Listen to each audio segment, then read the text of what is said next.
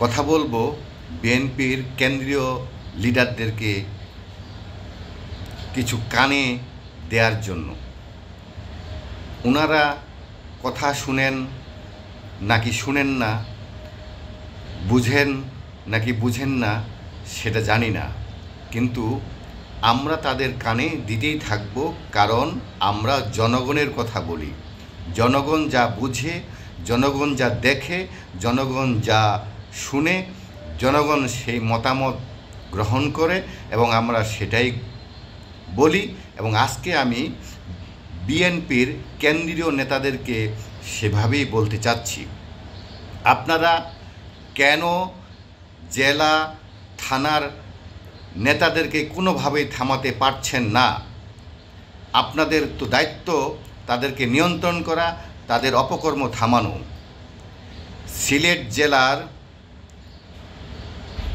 কোম্পানিগঞ্জ থানার 10 নম্বর সাইডে মিস্টার শাহাবুদ্দিন আপনাদের একজন লিডার, উনি বিএনপির উপজেলার সভাপতি এবং জেলার সহসভাপতি।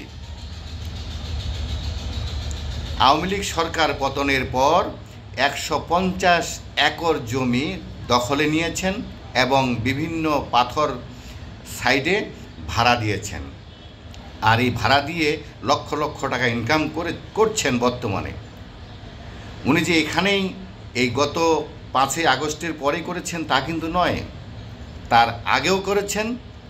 গত 2 বছর আগে আওয়ামী লীগ সরকার তার কাছ থেকে সেই জমিগুলো ফিরিয়ে নিয়েছেন, দখল মুক্ত করেছেন।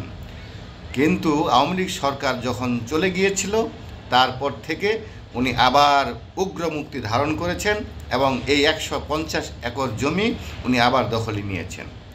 এই যে দখলে নেয়া, আবার দখল থেকে মুক্ত করা সরকার আবার দখলে নেয়া, এটা কি সাধারণ মানুষ ভালো চোখে দেখছে? অবশ্যই নয়। সাধারণ মানুষ কিন্তু আপনাদের বিএনপিকে দোষারোপ করছে। সাধারণ মানুষ কিন্তু বিএনপির মুখে চুনকালি দিচ্ছে। আপনারা হয়তো বুঝতে পারছেন না যে সাধারণ মানুষ ইলেকশনে কি করবে। সাধারণ মানুষ কিন্তু ইলেকশনে আপনাদের উপরে নাখোশ হয়ে যাবে, এটা আপনাদেরকে ভাবতে হবে। শুধু যে সিলেটের এমন একটি থানায় তা কিন্তু নয়, সব জায়গায় চলছে। এবং ছাত্র দল রীতিমতো মব জাস্টিস করছে ছাত্র জনতার নাম দিয়ে। কয়েকদিন আগে গুলশানে কি হয়ে গেল? একটি বাড়িতে অনেক রাত পর্যন্ত মব জাস্টিস করলো। এই হলো আপনাদের নিয়ন্ত্রণহীন নমুনা। আপনারা যদি নিয়ন্ত্রণ করতে না পারেন তাহলে আমি সাধারণ জনগণ হিসেবেই বলছি, ভবিষ্যৎ অনেক অন্ধকার। বর্তমান সরকার কিন্তু এই যে উপদেষ্টা পরিষদ বা প্রধান উপদেষ্টা আপনাদেরকে কোনো কিছুতেই দাম দিচ্ছে না, কোনো কিছুতেই গ্রহণযোগ্যতার কাছে আনছে না, আপনাদের কোনো কথা শুনছে না। শুধু এই সব কারণেই আপনাদেরকে জিনিসটা ভাবা উচিত। আর এই ভাবনাটা যদি আপনাদের মধ্যে ঠিক মতো না থাকে তাহলে কিন্তু বর্তমান যে উপদেষ্টা পরিষদ বা প্রধান উপদেষ্টা এরপর আপনাদেরকে বিভিন্নভাবে পেঁচিয়ে ফেলবে আইনের মাধ্যমে এবং জনতার চোখের সামনে আপনাদের এইসব কর্মকাণ্ড উলঙ্গ করবে, যেই কারণে আপনারা আরও বেশি ফ্যাসাদে পড়বেন। কাজেই জনগণের কথা বুঝবেন। দয়া করে এই সব পাতি মাস্তান বা পাতি নেতাদেরকে মাথায় না উঠিয়ে তাদেরকে শাসন করুন, প্রয়োজনে দল থেকে বাদ দিয়ে দিন।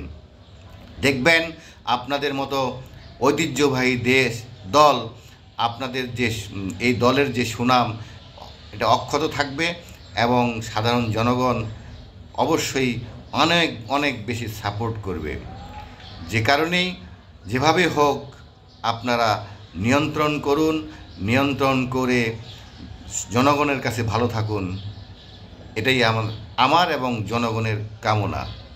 প্রিয় দর্শক, আমি মোয়াজ্জেম হোসেন দেশ এবং দশের জনতার কথা বলি। কাজেই আমি অবশ্যই ভালো, যেখানেই ভালো সেটা নিয়েই কথা বলি। সবাই ভালো থাকবেন, সুস্থ থাকবেন। আসসালামু আলাইকুম।